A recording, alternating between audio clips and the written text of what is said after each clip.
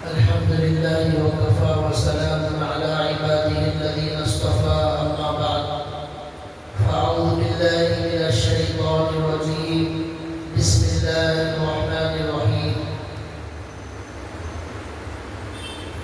إن الله لا يغفر أن يشرك به ويغفر ما دون ذلك لمن يشاء وقال تعالى لئن أشركت ليحبطن عملك ولتكونن من الخاسرين رب اشرح لي صدري ويسر لي أمري واحلل عقدة من لساني يفقهوا قولي سبحانك لا علم لنا إلا ما علمتنا إنك أنت العليم الحكيم اللهم صل على محمد في أول كلامنا اللهم صل على محمد في أوسط كلامنا اللهم صل على محمد في آخر كلامنا صدق اللہ العظیم. محترم دینی بھائیوں، قرآن کریم کی ایک دو آیتیں آپ کے سامنے تلاوت کی گئی ہیں. ان آیات کی روشنی میں یہ بتانا ہے کہ اللہ تبارک و تعالیٰ نے قرآن کریم میں صاف صاف اعلان فرمایا ہے کہ اللہ تعالیٰ کسی بھی قیمت پر شرک کو اللہ تعالیٰ معاف نہیں کریں گے. اللہ تعالیٰ کفر کو کبھی معاف نہیں کریں گے. شرک کی اللہ کے ہاں معافی نہیں ہے، اور جو بھی اللہ کے ساتھ شرک کرے گا اور جو اسلام کو چھوڑ کر دوسرے کسی مذہب پر چلے گا، اللہ کا انکار کرے گا، اللہ کے علاوہ کسی اور کے لیے سجدہ کرے گا، اللہ کے علاوہ کسی اور کو حاجت روا یا مشکل کشا سمجھے گا، اس کی اللہ کے ہاں معافی نہیں ہے. اللہ نے صاف صاف قرآن میں اعلان فرما دیا ان اللہ لا یغفر ان یشرک بہ ویغفر ما دون ذلک لمن یشاء. اللہ تعالیٰ شرک کرنے والوں کو کبھی معاف نہیں کریں گے. اس کے علاوہ شرک کرنے والوں کے علاوہ جو دیگر گناہ ہیں ان میں سے اللہ جسے چاہے معاف کر سکتے ہیں، لیکن شرک کی معافی نہیں ہے. یہاں تک کہ ایک جگہ اللہ تعالیٰ نے قرآن کریم میں فرمایا لو اشرکوا لحبط ما عملوا. اگر انبیاء اکرام علیہ السلام جو نبی دنیا میں آئے وہ بھی اگر شرک میں مبتلا ہو جائیں تو ان کے اعمال سارے ضائع ہو جائے گا، ان کے سارا عمل باطل ہو جائے گا. اور قرآن کریم میں ایک جگہ اللہ تعالیٰ نے ہمارے نبی سے کہا لئن اشرکت لیحبطن عملک ولتکونن من الخاسرین. اے نبی، اگر آپ بھی شرک کریں گے، لئن اشرکت، آپ بھی اگر شرک کریں گے، لیحبطن عملک، تو آپ کا بھی عمل ضائع ہو جائے گا، آپ کا بھی عمل باطل ہو جائے گا، اور آپ گھاٹے والوں میں سے ہو جائیں گے، خسارے والوں میں سے ہو جائیں گے. حالانکہ ہمارے نبی صلی اللہ علیہ وسلم اور دیگر انبیاء گناہ بھی نہیں کر سکتے، معصوم ہیں وہ، تو شرک کہاں سے کر سکتے؟ جب گناہ ان سے صادر نہیں ہو سکتا تو شرک کہاں سے صادر ہو سکتا ہے؟ لیکن اللہ نے اتنا سخت انداز اس لیے بیان فرمایا تاکہ آنے والوں کو معلوم ہو جائے، قیامت تک آنے والے انسانوں کو معلوم ہو جائے کہ اللہ تعالیٰ شرک سے بیزار ہے، اللہ تعالیٰ شرک سے نفرت کرتے ہیں، اللہ تعالیٰ شرک کو برداشت نہیں کرتے. یہ سمجھانے کے لیے نبی صلی اللہ علیہ وسلم کو اور انبیاء کو کہا کہ یہ لوگ بھی اگر شرک کریں گے ان کا بھی عمل ضائع اور باطل ہو جائے گا. آج کے دور میں سب سے کامیاب انسان وہ ہے جو اپنے آپ کو شرک سے اور کفر سے بچا لے، ایمان پر ثابت قدم رہ کر موت تک اسی ایمان پر قائم رہ کر وہ اپنے ایمان کو اللہ کے دربار میں لے کر چلا جائے. یہ سب سے بڑا کامیاب انسان.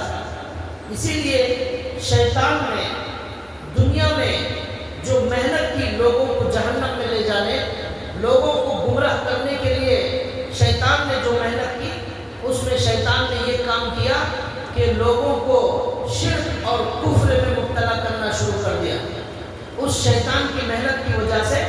کروڑوں لوگ، اربوں خربوں لوگ ہمیشہ کے لیے جہنم کے اندر چلے جائیں گے۔ سوال پیدا ہوتا ہے کہ یہ حضرت آدم علیہ السلام جب دنیا میں آئے تو حضرت آدم علیہ السلام اور ہر نبی جو بھی دنیا میں آئے وہ ایک اللہ کی دعوت دیتے تھے، ایک اللہ کی عبادت کی دعوت دیتے تھے اور شرک سے بچانے کا کام انبیاء اکرام کرتے تھے۔ تو یہ شرک دنیا میں کہاں سے آیا؟ یہ کفر دنیا میں کہاں سے پیدا ہوا؟ سب سے پہلے کس نے شرک کیا؟ کس نے لوگوں کو گمراہ کرنا شروع کیا؟ آج لوگوں کی بہت بڑی تعداد اس شرک کے راستے پر چل کر اپنے آپ کو جہنم میں لے جا رہی ہے۔ اس سلسلے میں کتابوں میں لکھا ہے کہ حضرت آدم علیہ السلام جب اللہ کے نبی بن کر دنیا میں آئے تو آدم علیہ السلام ایک اللہ کی عبادت کرتے تھے، اسی ایک اللہ کی عبادت کرنے کا حکم لوگوں کو دیتے تھے۔ چنانچہ آدم علیہ السلام کے بعد بھی دنیا میں جو بھی انسان تھے وہ سب ایک اللہ کی عبادت کرتے تھے۔ پوری دنیا میں ایک بھی شرک کرنے والا موجود نہیں تھا، ایک بھی کافر موجود نہیں تھا، سب کے سب اللہ کی عبادت کرنے والے تھے۔ 1000 سال تک اس دنیا میں کوئی مشرک اور کوئی کافر موجود نہیں تھا۔ سب کے سب جو بھی تھے، جہاں بھی تھے، حضرت آدم علیہ السلام کی اولاد میں وہ سارے کے سارے کفر اور شرک کو بالکل نہیں جانتے تھے۔ وہ صرف حضرت آدم علیہ السلام کی جو تعلیم ہے، جو اللہ کی تعلیم ہے، جو اللہ کا پیغام ہے، ایک عبادت، ایک اللہ کی عبادت وہی جانتے تھے، اسی ایک اللہ کی عبادت کرتے تھے۔ چنانچہ 1000 سال تک یہ زمین کفر اور شرک سے بالکل پاک ہو چکی تھی۔ اس کے بعد کیا ہوا؟ اس کے بعد لکھا ہوا ہے کہ حضرت نوح علیہ السلام کا زمانہ آیا۔ 1000 سال کے بعد حضرت نوح علیہ السلام کا زمانہ آیا۔ حضرت نوح علیہ السلام کے زمانے سے پہلے، تھوڑا سا پہلے، حضرت نوح کے ماننے والے، حضرت نوح علیہ السلام کی قوم کے جو لوگ تھے، ان میں کچھ لوگ نیک انسان موجود تھے، اللہ کے خاص بندے تھے، اولیاء اللہ موجود تھے، اللہ کی عبادت کرنے والے، اللہ کو خوش کرنے والی زندگی گزارنے والے بڑے نیک صالح متقی لوگ موجود تھے۔ ان کا جب انتقال ہو گیا تو شیطان نے موقع کا فائدہ اٹھایا اور آ کر نوح علیہ السلام کی قوم کے لوگوں سے یہ کہا کہ آپ اپنے نیک لوگوں کی مورتی بناؤ، اپنے نیک لوگوں کی آپ لوگوں کو یاد آ رہی ہے اور آپ ان کو بہت یاد کرتے ہیں، تو ان لوگوں کی مورتی بناؤ، ان کا بت بناؤ۔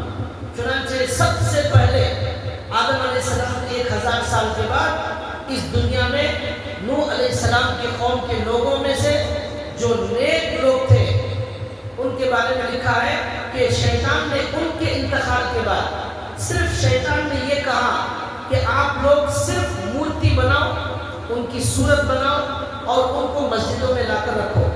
شیطان نے یہ نہیں کہا کہ ان کی مورتی بنا کر ان کی پوجا کرو، ان کی عبادت کرو۔ شیطان نے یہ نہیں کہا۔ شیطان بہت چالاک ہے، اسے معلوم ہے کہ کس طرح لوگوں کو گمراہ کرنا ہے۔ تو اب لوگ شیطان کی باتوں میں آ گئے اور لوگوں نے ان اولیاء اللہ، ان نیک لوگوں کی مورتی بنائی اور بت بنایا اور بنا کر مسجدوں میں اور گھروں میں رکھ لیا، اور یہ کہتے تھے کہ یہ ہمارے نیک لوگ ہیں، یہ سب بڑے اللہ والے ہیں، ان کی مورتی ہے، ان کا بت ہے، ان کو دیکھ کر ہمیں ذرا خوشی ملتی ہے۔ اس طرح انہوں نے بت بنایا۔ سورہ نوح میں اللہ تعالیٰ نے قرآن کریم میں فرمایا وَقَالُوا لَا تَذَرُنَّ آلِهَتَكُمْ وَلَا تَذَرُنَّ وَدًّا وَلَا سُوَاعًا وَلَا يَغُوثَ وَيَعُوقَ وَنَسْرًا۔ یا اللہ نے یہ کہا کہ نوح علیہ السلام کے لوگوں نے یہ کہا کہ تم لوگ لا تذرن ودا ولا سواعا ولا يعوق ويعوق ونسرا، یہ 5 نام اللہ نے یہاں ذکر کیے ہیں۔ یعوق، نسر اور سواع، ود، یہ پورے نام ہیں۔ یہ نام ان اولیاء اللہ کے نام تھے، ان اولیاء اللہ کے نام تھے یہ، جن کے بارے میں ان کے لوگوں نے کہا کہ ان کو ہرگز نہیں چھوڑنا۔ تو اس طرح شیطان نے ان لوگوں کے بت بنا کر مسجدوں میں اور گھروں میں رکھ دیا۔ اب یہ سلسلہ چلتا رہا، لوگ ان کی عبادت نہیں کرتے تھے، صرف ان اولیاء اللہ کا بت بنا کر رکھتے تھے۔ چنانچہ پھر ایک اللہ ہی کی عبادت دنیا میں جاری تھی۔ اب شیطان نے کیا کیا، ان کے بعد جو ان کی اولاد آئی تو ان لوگوں کو شیطان نے یہ کہا کہ یہ مسجد میں جو بت رکھے ہوئے ہیں یہ اولیاء اللہ کے بت، تمہارے باپ دادا انہی کی پوجا کرتے تھے، انہی کی عبادت تمہارے باپ دادا کرتے تھے، اسی لیے ان بتوں کو مسجد میں رکھا گیا ہے۔ تو اب ان کی جو اولاد آئی انہوں نے سوچا کہ بھئی ہمارے والد، ہمارے باپ دادا جب ان کی پوجا کرتے تھے، عبادت کرتے تھے، تو ہمیں بھی ان کی عبادت کرنا ہے۔ یہاں سے یہ بتوں کی اور مورتیوں کی پوجا شروع ہو گئی نوح علیہ السلام کے زمانے میں۔ اب وہاں سے سلسلہ شروع ہوا۔ اب اللہ تعالیٰ نے حضرت نوح علیہ السلام کو نبی بنا کر بھیجا ان لوگوں کی اصلاح کرنے کے لیے۔ اب نوح علیہ السلام دنیا میں تشریف لائے اور انہوں نے 950 سال تک دنیا میں رہ کر لوگوں پر محنت کی اور لوگوں کو سمجھایا اور بتایا کہ آدم علیہ السلام سے لے کر اب تک کوئی بھی بندہ یہ مورتی اور بت کی پوجا کرنے والا نہیں ہے، صرف ایک اللہ کی عبادت کرنا ہے۔ 950 سال کی محنت کے بعد صرف 80 لوگ حضرت نوح علیہ السلام کی بات ماننے تیار ہوئے، باقیہ سارے لوگ پھر اسی بتوں کی پوجا اور شرک اور کفر میں مبتلا تھے۔ چنانچہ اللہ تبارک و تعالیٰ کے دربار میں حضرت نوح علیہ السلام نے بد دعا کی اور اللہ نے کہا، اے اللہ دنیا میں کسی بھی کافر کو یا اس کے گھر کو باقی نہ رکھیے اور ان سب کو ہلاک کر دیجیے۔ چنانچہ نوح علیہ السلام ہر نبی کے لیے ایک دعا اللہ تعالیٰ نے آفر دیا ہے کہ ہر نبی کی ایک دعا ضرور قبول ہوگی۔ تو نوح علیہ السلام نے اس دعا کو استعمال کر لیا اور اپنی قوم کو ہلاک کر دیا۔ ہمارے نبی صلی اللہ علیہ وسلم نے یہ کہا، وہ دعا میں نے اٹھا کر رکھی ہے، کل قیامت کے دن میں اس دعا کو استعمال کروں گا اور ہماری اس امت کی سفارش کراؤں گا، اور جو ہمارے امت کے گنہگار بندے ہیں ان کے لیے میں دعا کروں گا۔ اللہ تعالیٰ اس دعا کی وجہ سے میری اس امت کی اللہ تعالیٰ مغفرت فرمائیں گے۔ یہ ہمارے نبی کا کتنا بڑا عظیم احسان ہے۔ اور نوح علیہ السلام کل قیامت کے دن کہیں گے، لوگ کہیں گے ان سے آپ سفارش کر دیجئے، وہ کہیں گے میں نے ایک دعا تھی وہ بھی قوم کو ہلاک کرنے استعمال کر لیا، اس لیے اب اللہ کے دربار میں گزارش نہیں کر سکتا، تو وہ ہمارے نبی کے پاس جائے۔ اللہ نے قرآن کریم میں فرمایا، وَلَسَوْفَ يُعْطِيكَ رَبُّكَ فَتَرْضَىٰ، اے نبی ہم آپ کو اتنا دیں گے کہ آپ خوش ہو جائیں۔ یہ اللہ نے کہا۔ تو ہمارے نبی نے کہا، جب تک اللہ میری امت کی مغفرت نہیں کرے گا میں خوش نہیں ہوں گا، میں خوش ہونے والا نہیں، میں راضی نہیں ہوں گا۔ جب اللہ میری ساری امت کی مغفرت کر دیں گے تب میں خوش ہونے والا ہوں۔ تو یہ ہماری اس امت کے لیے بڑی عظیم بشارت ہے۔ ہمارے نبی صلی اللہ علیہ وسلم کا سہارا، ہمارے نبی کی دعا اور ہمارے نبی کی شفاعت، اس کی وجہ سے یہ امت کی بہت بڑی تعداد جنت میں جانے والی ہے۔ چنانچہ حضرت نوح علیہ السلام نے دنیا میں آ کر اپنی قوم کو سمجھایا کہ یہ بتوں کی پوجا جو تم لوگ کر رہے ہو یہ دراصل نیک لوگ تھے، نیک لوگوں کی عبادت نہیں کرنا ہے۔ نیک لوگ تو دنیا میں کفر کو ختم کرنے آتے ہیں، شرک کو ختم کرنے آتے ہیں، اور آپ لوگوں نے نیک لوگوں کی عبادت شروع کر دی۔ اب ان کو سمجھایا 950 سال، لیکن ماننے تیار نہیں ہوئے۔ اب انہوں نے بد دعا کی، اے اللہ اس قوم کو ہلاک کر دے، لا تذر علی الارض من الکافرین دیارا۔ سورہ نوح میں ہے، اے اللہ کسی کافر کے گھر کو اور کسی کافر کو آپ دنیا میں باقی نہ چھوڑیے، ورنہ یہ کفر اور شرک آگے بڑھتا رہے گا۔ چنانچہ اللہ تعالیٰ نے حضرت نوح علیہ السلام کو کشتی بنانے کا حکم دیا، اور جتنے لوگ مسلمان تھے وہ کشتی میں سوار ہو گئے، اور جانوروں کا بھی جوڑا جوڑا اس کشتی میں رکھ لیا گیا۔ اللہ تعالیٰ نے عذاب کا فیصلہ کیا، آسمان سے پانی برسایا، زمین سے پانی نکلنے لگا۔ صرف اس کشتی میں جو لوگ تھے اللہ اللہ نے ان کو بچا لیا، بقیہ اللہ نے کسی کو نہیں بچایا۔ یہاں تک کہ ساری کی ساری زمین میں اللہ تعالیٰ نے پانی کا عذاب نازل کیا، سارے کے سارے انسان ہلاک ہو گئے۔ یہاں تک کہ حضرت نوح علیہ السلام کا بیٹا جو کافر تھا، اللہ نے اس کو بھی ہلاک کر دیا۔ وہ پہاڑ پر چڑھ گیا، اس نے کہا میں پہاڑ پر چڑھ گیا ہوں، یہاں تک پانی نہیں آ سکتا، لیکن وہ پانی اتنا زیادہ ہو گیا، پہاڑوں سے بھی زیادہ بلند ہو گیا، اور وہ بیٹا بھی اس میں ہلاک ہو گیا۔ تو اللہ یہ نہیں دیکھتے کہ کون کس کا بیٹا ہے، کون کس کا بھائی ہے، رشتے میں کس کا کیا لگتا ہے، اور کون مالدار ہے، کون کس خاندان سے ہے۔ اللہ کے یہاں نہیں دیکھا جاتا، اللہ کے یہاں صرف ایمان دیکھا جاتا ہے اور عمل صالح دیکھا جاتا ہے، اسی کی بنیاد پر نجات ملتی ہے۔ چنانچہ جب ساری قوم ہلاک ہو گئی، اب وہ صرف کشتی والے بچ گئے، تو دوبارہ اس دنیا میں حضرت نوح علیہ السلام، ان کے جو 80-100 ماننے والے تھے، وہاں سے پھر انسانوں کی آبادی شروع ہوئی۔ وہاں بھی سارے کے سارے لوگ ایک اللہ کی عبادت کرنے والے تھے، وہاں کوئی شرک اور کفر کا نام و نشان موجود نہیں تھا۔ اب اس کے بعد کیا ہوا؟ پھر زمانہ چلتا گیا، شرک پھر کیسے دنیا میں آیا؟ زمانہ چلتا گیا، ایک قوم آئی، اس کا نام ہے قوم عاد۔ اس قوم عاد میں شیطان نے ان لوگوں کو بہکایا، قوم عاد کو، تو انہوں نے شیطان کے کہنے کی وجہ سے 3 بتوں کو بنا کر، مورتیوں کو انہوں نے خدا بنا لیا۔ ایک کا نام سمک، ایک کا نام صد، ایک کا نام صدا، ایک کا نام سمود، اس طرح 3 بتوں کے نام تھے۔ وہ 3 بتوں کو قوم عاد نے نوح علیہ السلام کے زمانے کے بعد، جب سارے کے سارے ایمان والے تھے، پھر شیطان نے آ کر محنت کی اور قوم عاد کو بتایا کہ تم جو ہے اس طرح بتوں کو بناؤ اور ان کی عظمت کرو، تعظیم کرو، اور یہ کہا شیطان نے کہ یہ خدا نہیں ہے، بلکہ یہ خدا کے قریب کرنے والے ہیں، یہ اللہ سے تمہیں قریب کرنے والے ہیں، یہ اللہ کے سامنے تمہاری سفارش کرنے والے ہیں۔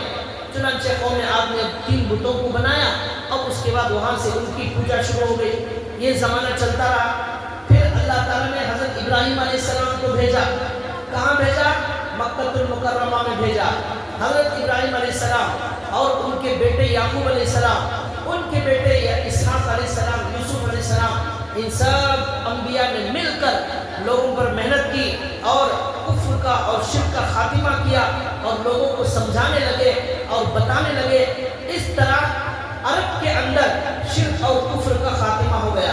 حضرت اسماعیل علیہ السلام، حضرت ابراہیم علیہ السلام کی محنت سے عرب کے اندر اس طرح ایمان پھیلنے لگا، ایمان کی روشنی پھیلنے لگی۔ لیکن اس کے بعد پھر جب زمانہ گزرتا گیا، آگے زمانہ گزرتا گیا، تو لکھا ہے ایک آدمی تھا عرب کے اندر جو بڑا مالدار تھا اور بڑا سخی تھا، عمرو بن لحی اس کا نام لکھا ہوا ہے۔ تقریباً 20,000 اونٹ کا وہ مالک تھا، اور اتنا بڑا سخی تھا وہ کہ جو حج کے لیے آتے تھے ان سارے لوگوں کو اپنے اونٹوں کو ذبح کر کے وہ کھلایا کرتا تھا، بہت سخاوت کرتا تھا، غریبوں کو دیتا تھا، لوگ اس کی بہت مانتے تھے۔ وہ آدمی ایک مرتبہ ملک شام گیا، سفر میں گیا ملک شام میں، وہاں دیکھا کہ لوگ ایک بت رکھ کر اس کی عبادت کر رہے ہیں، تو اس نے کہا یہ کیا ہے؟ لوگوں نے کہا یہ معبود ہے، اس کی ہم عبادت کرتے ہیں۔ تو اس نے کہا کہ مجھے بھی ایک بت دے دیا جائے۔ چنانچہ وہاں سے وہ ایک بت لے کر آیا اور مکہ المکرمہ میں اس نے پہلا بت رکھ دیا۔ کون ہے بت لانے والا؟ اس کا نام عمرو بن لحی۔ یہ سب سے پہلا انسان ہے جو عرب کے اندر کفر اور شرک کا آغاز کرنے والا اور بتوں کی طرف لوگوں کو دعوت دینے والا، یہ عمرو بن لحی تھا۔ وہاں سے مکہ المکرمہ کے اندر شرک کا آغاز ہو گیا۔ بعض لوگوں نے لکھا ہے کہ عرب کے لوگوں کے اندر ایک مزاج یہ شروع ہو گیا، حرم کے اندر کعبۃ اللہ کے ارد گرد جو پتھر پڑے ہوتے تھے، خوبصورت پتھر، ان پتھروں کو کوئی ایک آدمی لے لیتا اور لے کر اپنے ساتھ سفر میں رکھ لیتا جیب میں، اور سفر میں جاتے جاتے جہاں بھی اسے عبادت کرنے کا دل ہوتا، وہ پتھر جو کعبۃ اللہ سے اٹھایا تھا، برکت کا پتھر، اس کو سامنے رکھ کر اس کا طواف شروع کر دیتا، وہ پتھر کا طواف شروع کر دیتا اور سمجھتا یہی جو ہے برکت والی چیز ہے۔ دھیرے دھیرے ان پتھروں کو جو کعبے کے پاس تھے لوگوں نے خدا سمجھ کر عبادت کرنا شروع کر دیا۔ اس طرح عرب کی سرزمین پر کفر کا آغاز ہوا اور بت پرستی کا آغاز ہوا اور شرک کا آغاز یہاں سے شروع ہوا۔ اب اس کے بعد بتوں کے اندر اضافہ ہونے لگا یہاں تک کہ جب ہمارے نبی صلی اللہ علیہ وسلم کو اللہ نے نبی بنایا تو کعبۃ اللہ کے اندر 360 بت رکھے ہوئے تھے، 360، اور ان میں سے بڑے بت کا نام انہوں نے رکھا تھا لات، اور ایک بت کا نام انہوں نے رکھا تھا عزا، اس طرح، اور ایک بت کا نام انہوں نے رکھا حبل۔ اس طرح بہت بڑے بڑے بت انہوں نے بنائے۔ ہمارے نبی صلی اللہ علیہ وسلم نے جب مکے کو فتح کیا تو ہمارے نبی صلی اللہ علیہ وسلم نے حضرت خالد بن ولید رضی اللہ تعالیٰ عنہ کو کہا کہ ان کا جو بہت بڑا بت ہے اسے جا کر توڑو۔ تو حضرت خالد بن ولید رضی اللہ تعالیٰ عنہ گئے اور جا کر وہاں اس کو توڑا۔ تو ہمارے نبی نے کہا کیا دیکھا؟ تو حضرت خالد بن ولید نے کہا کچھ نہیں دیکھا۔ پھر دوسرے دن گئے، پھر حضور نے کہا کیا دیکھا؟ کچھ نہیں دیکھا۔ پھر تیسرے دن گئے، حضرت خالد بن ولید نے وہاں ہمارے نبی نے کعبے سے سارے بتوں کو ہٹا دیا اور بڑے بت کو توڑنے حضرت خالد بن ولید کو بھیجا۔ تو اب خالد بن ولید تیسرے دن گئے تو اس بت کو توڑنے لگے، وہاں ایک عورت ان کو نظر آئی، وہ عورت لمبے بال والی حضرت خالد بن ولید کو نظر آئی۔ حضرت خالد بن ولید نے اپنی تلوار سے اس عورت کو بھی قتل کر دیا اور آ کر ہمارے نبی صلی اللہ علیہ وسلم کو بتایا کہ آج میں نے ایک عورت کو دیکھا اور اس کو بھی میں نے ختم کر دیا۔ تو ہمارے نبی نے کہا تم نے ان کا جو بڑا بت ہے عزا، دراصل وہ شیطان ہے، شیطان ان کو گمراہ کر رہا تھا، اس شیطان کا تم نے خاتمہ کر دیا ہے۔ اب انشاءاللہ مکے کے اندر پھر بت پرستی نہیں ہوگی، اس کی عبادت نہیں ہوگی جو ان کا بڑا خدا ہے جس کا نام عزا ہے۔ تو اس طرح آپ کو میں شرک دنیا میں کس طرح پیدا ہوا اس کی تاریخ بتا رہا ہوں۔ وہاں سے یہ کفر کا اور بتوں کی عبادت کا سلسلہ حضرت نوح علیہ السلام کے زمانے سے شروع ہوا۔ اسی طرح دنیا کے اندر یہ ہندوؤں کے علاوہ دو قومیں اور ہیں، ایک کا نام یہودی، ایک کا نام عیسائی۔ یہودیوں کے اندر بھی کفر کا اور شرک کا آغاز ہوا اور عیسائیوں کے اندر بھی کفر اور شرک کا آغاز ہوا۔ یہودیوں کے اندر کس طرح ہوا اس کے بارے میں لکھا ہے کہ یہودیوں کی جو کتاب ہے توریت، جو اللہ نے حضرت موسیٰ علیہ السلام پر نازل کی تھی، ان یہودیوں نے اس کتاب کو چھوڑ کر، اپنے دین کو چھوڑ کر، موسیٰ علیہ السلام کے طریقے کو چھوڑ کر غلط راستوں پر چلنے لگے یہودی لوگ، اور من گھڑت دین کے اور غلط گمراہی کے راستے پر چلنے لگے۔ تو اللہ تعالیٰ نے جو توریت کتاب تھی وہ اللہ نے کہیں غائب کر دی، اور وہ کتاب کہیں موجود نہیں تھی توریت، اور کسی کو یاد بھی نہیں تھی۔ اسی طرح ان یہودیوں کے پاس ایک صندوق تھا، وہ صندوق میں حضرت موسیٰ علیہ السلام کا عصا تھا، موسیٰ علیہ السلام کے کپڑے تھے، وہ صندوق بڑا مبارک سمجھا جاتا تھا۔ جنگوں میں جب رکھا جاتا تھا تو جنگوں میں کامیابی مل جاتی تھی۔ اللہ نے وہ صندوق بھی غائب کر دیا، اور جو کتاب ملی تھی توریت کتاب، وہ کتاب بھی غائب ہو گئی اور کسی کو یاد بھی نہیں ہے۔ تو اللہ تبارک و تعالیٰ کے ایک نبی بنی اسرائیل میں آئے جن کا نام حضرت عزیر علیہ السلام ہے۔ عزیر علیہ السلام ان یہودیوں کے اندر نبی بنا کر بھیجے گئے۔ انہوں نے اللہ سے دعا کی، اے اللہ آپ ہم سب لوگوں کو معاف کر دیجئے، اور توریت جو آپ کی کتاب ہے جو ہمارے سینوں سے نکل گئی ہے وہ کتاب ہمیں عطا کر دیجئے۔ اس طرح رو کر انہوں نے گڑ گڑا کر اللہ کے سامنے معافی مانگی اور اللہ سے دعا کی۔ تو ایک نور ظاہر ہوا اور وہ نور ان کے سینے میں داخل ہوا۔ تو اچانک کیا دیکھتے ہیں، عزیر علیہ السلام جو توریت سینوں سے نکال لی گئی ہے، اب وہ توریت عزیر علیہ السلام کو پوری کی پوری یاد ہو گئی۔ اب وہ پڑھنا شروع کرتے ہیں تو وہ توریت کو پڑھنا شروع کر دیتے ہیں۔ اب انہوں نے لوگوں کو بتایا کہ اللہ تعالیٰ نے میری دعا کی برکت سے توریت جو اللہ نے لے لی تھی، سینوں سے نکل گئی تھی، اللہ نے وہ دوبارہ عطا کر دی ہے۔ چنانچہ اب ان یہودیوں نے کیا کیا، یہ عزیر علیہ السلام جنہوں نے دعا سے توریت کو اللہ سے لے لیا، ان کے سینے میں توریت آ گئی اور ان کو یاد ہو گئی، یہ حضرت عزیر علیہ السلام کے بارے میں یہودیوں نے کہا یہ تو اللہ کے بیٹے ہیں، یہ اللہ کے بیٹے ہیں، اس لیے اللہ نے ان کو توریت دوبارہ دی ہے۔ 10ویں پارے میں اللہ نے کہا وقالت اليہود عزیر ابن اللہ، یہود نے کہا، یہودیوں نے کہا عزیر علیہ السلام اللہ کے بیٹے ہیں۔ یہاں سے ان یہودیوں نے شرک کا ارتکاب شروع کر دیا اور یہ لوگ کفر کے اندر مبتلا ہو گئے۔ عزیر علیہ السلام کا مقام انہوں نے بڑا چڑھا کر ان کو اللہ کا بیٹا بنا دیا۔ کیوں بنایا؟ اسی واقعے کی وجہ سے کہ جو توریت اللہ نے بھلا دی تھی، ان کی دعا کی وجہ سے وہ توریت کے حافظ بن گئے، اس لیے ان کو اللہ کا بیٹا بنا دیا۔ یہاں سے یہودی لوگ گمراہ ہونا شروع ہو گئے۔ اب عیسائیوں کا کیا ہوا؟ عیسیٰ علیہ السلام جو اللہ کے نبی ہیں، وہ دنیا میں آئے، اللہ نے ان کے ہاتھ پر بہت سارے معجزے دکھائے۔ حضرت عیسیٰ علیہ السلام اپنے معجزے سے، اللہ کی قدرت سے مردے کو زندہ کر دیتے تھے اور مٹی کا پرندہ بنا کر اسے کہتے تھے اللہ کے حکم سے اڑ جا، تو وہ مٹی کا پرندہ اصلی پرندہ بن کر اڑ جایا کرتا تھا۔ اور عیسیٰ علیہ السلام اللہ کی قدرت سے اندھے کو بینا بنا دیتے تھے، دعا سے آنکھیں مل جایا کرتی تھی اور بہت سارے بیماروں کو شفا مل جایا کرتی تھی۔ یہ حضرت عیسیٰ علیہ السلام کے معجزے تھے۔ اب عیسائیوں نے کیا کیا؟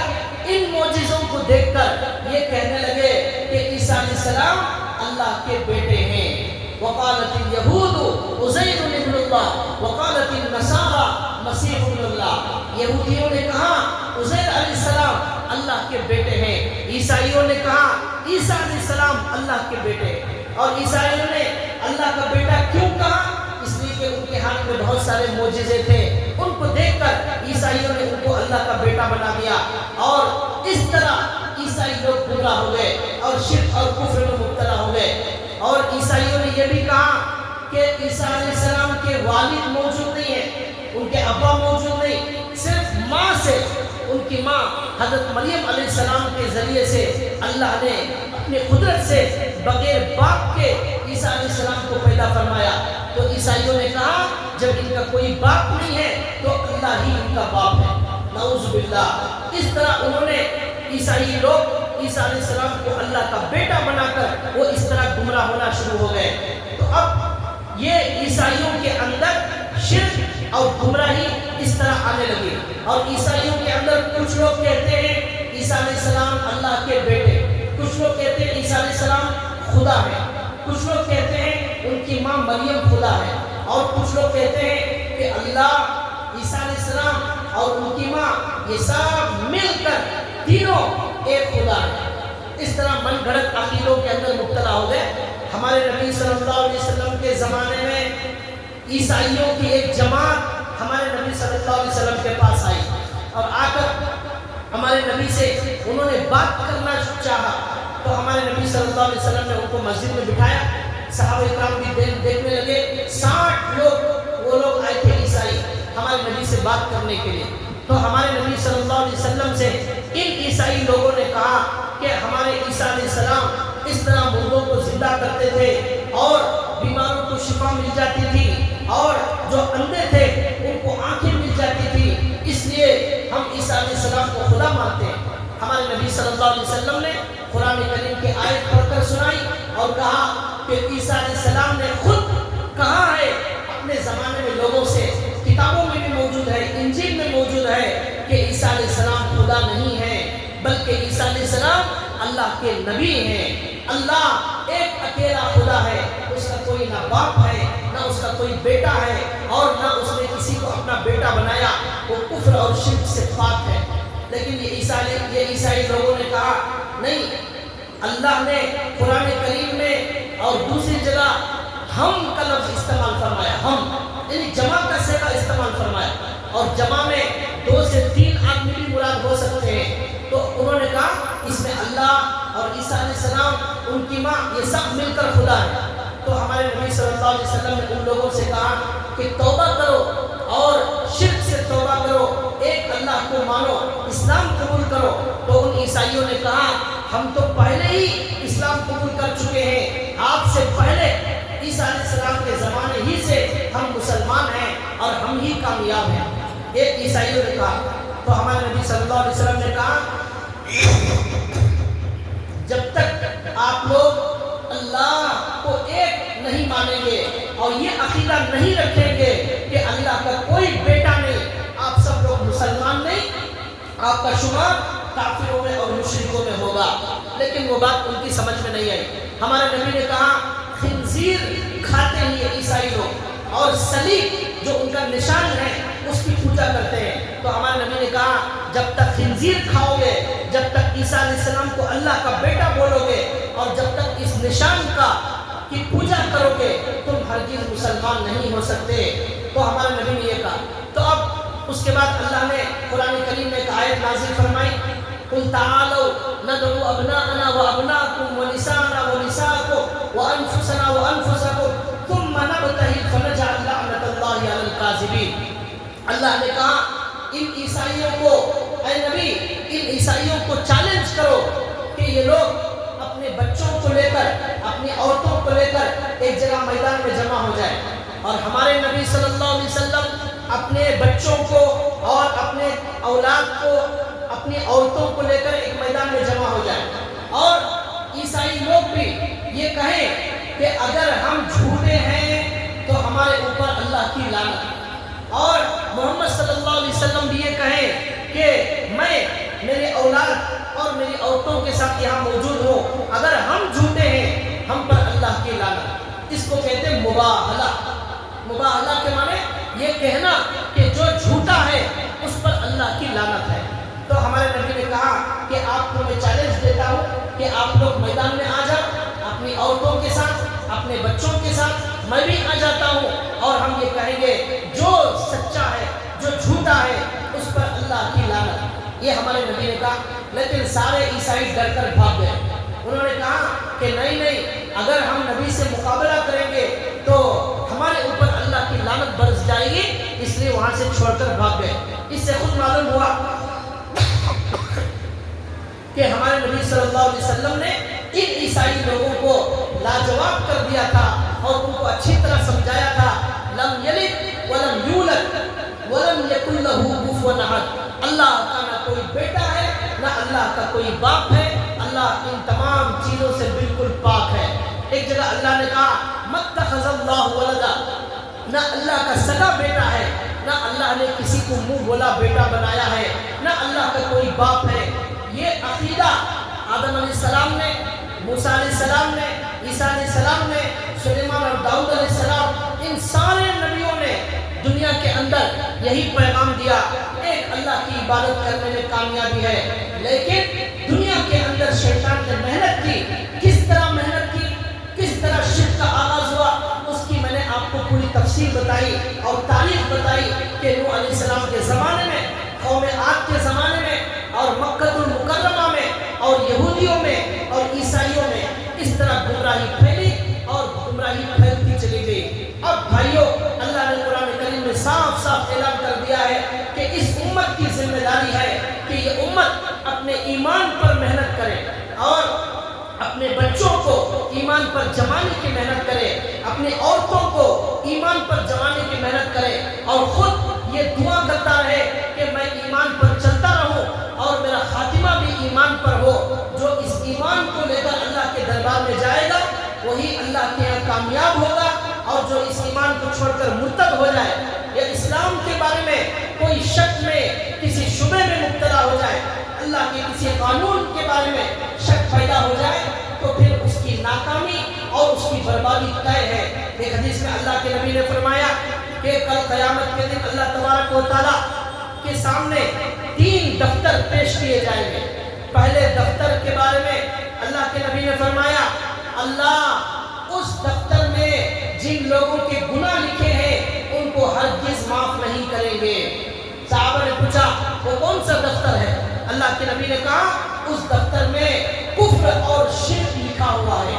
ان لوگوں کے نام ہیں جنہوں نے کفر کیا اور شرک کیا. اللہ ان کو ہرگز معاف نہیں کریں گے. اور ایک دفتر آئے گا جس میں اللہ کے نبی نے کہا جس میں ظالم لوگوں کے نام ہوں گے. جن لوگوں نے ظلم کیا دنیا میں ان ظالموں کے نام ہوں گے. ہمارے نبی نے کہا اللہ ظالموں کو ہرگز نہیں چھوڑے گا اور اللہ ضرور بدلہ لے گا اور مظلوم کو انصاف دلائے گا. اور ایک دفتر وہ ہوگا جس میں مسلمانوں کا ذکر ہوگا.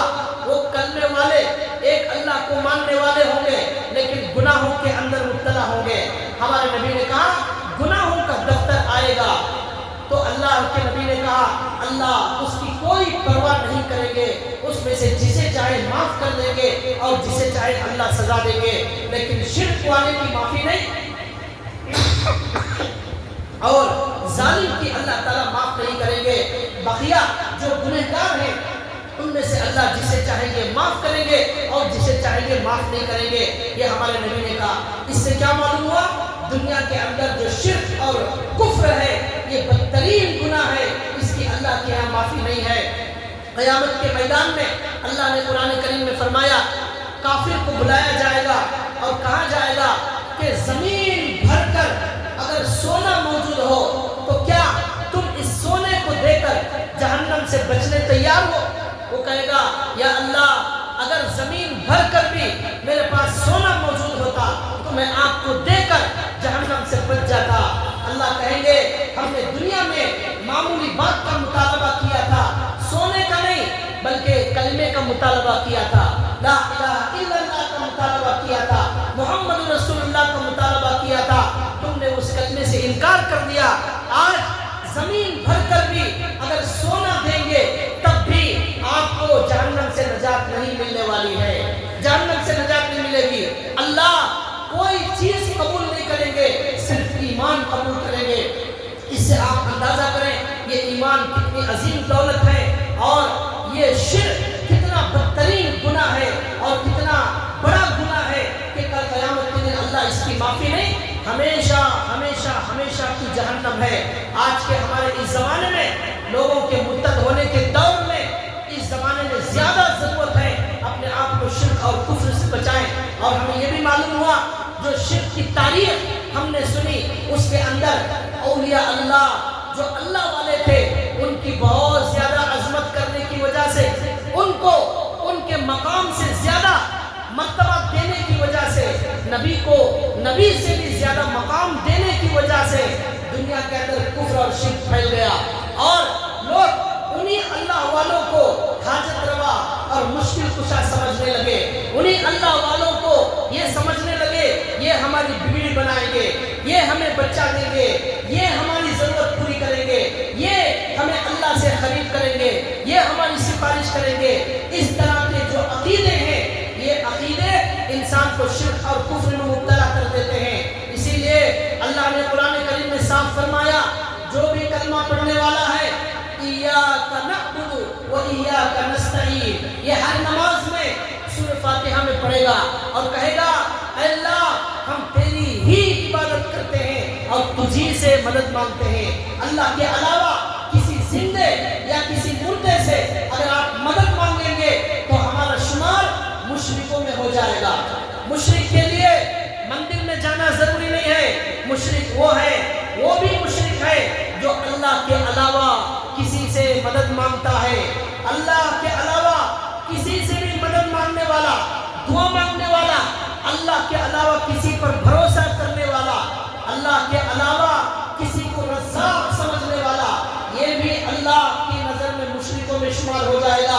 اسی لیے اللہ نے کہا ایاک نعبد و ایاک نستعین. مدد صرف اللہ سے مانگنا ہے, عبادت صرف اللہ کی کرنا ہے, بچہ صرف اللہ سے مانگنا ہے, رزق صرف اللہ دینے والا ہے. سارے اولیاء اللہ کو رزق دینے والا وہی اللہ ہے. سارے نبیوں کو نبی بنانے والا وہی اللہ ہے. نبی کی عبادت نہیں, نبی کو بھیجنے والے اللہ کی عبادت کرنا ہے. ولی کی عبادت نہیں, ولی کو ولی بنانے والے اللہ کی عبادت کرنا ہے. یہ ایمان بہت باریک چیز ہے. یہ بہت چھوٹی موٹی غلطی سے آدمی شرک میں مبتلا ہو جاتا ہے. اس لیے اپنے آپ بچائیں. بھروسہ صرف اللہ پر کرنا ہے, اللہ کے علاوہ کسی پر بھروسہ نہیں. یہ سر اللہ کے علاوہ کسی کے سامنے جھک نہیں سکتا. جو آدمی اللہ کا یہ سر اللہ کے علاوہ کہیں بھی جھکائے گا اس کا شمار مشرکوں میں ہو جائے گا. اللہ نے ہمارے نبی نے صاف کہا, اے لوگوں میرے مرنے کے بعد میری قبر پر سجدہ مت کرنا. لا تجعلوا قبری عیدا, لا تجعلوا قبری عیدا. میرے مرنے کے بعد میری قبر پر سجدہ مت کرنا, اس لیے کہ سجدہ صرف اللہ کے لیے جائز ہے. سجدہ صرف اللہ کے لیے جائز ہے. اس کے علاوہ کہیں اور جھکو گے تو کفر اور شرک میں مبتلا ہو جاؤ گے. اگر سجدہ جائز ہوتا تو عورت کو, بیوی کو حکم دیا جاتا وہ شوہر کے لیے سجدہ کرتی. شوہر کا اتنا بڑا مقام ہے لیکن سجدہ جائز نہیں, اس لیے اللہ نے بیوی کو حکم نہیں دیا. اگر جائز ہوتا تو شوہر کو سجدہ کرنے کا حکم دیا جاتا. یہ ہمارے نبی نے صاف صاف کہا ہے.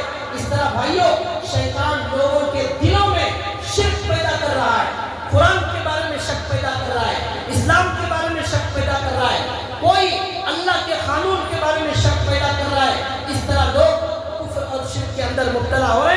اللہ سے دعا ہے اللہ تعالی ہماری حفاظت فرمائے, ہمیں شرک سے اللہ بچائے, ہمیں اللہ ایمان پر جینے اور ایمان پر مرنے کی اللہ ہمیں توفیق عطا فرمائے. وآخر دعوانا ان الحمد للہ رب العالمین.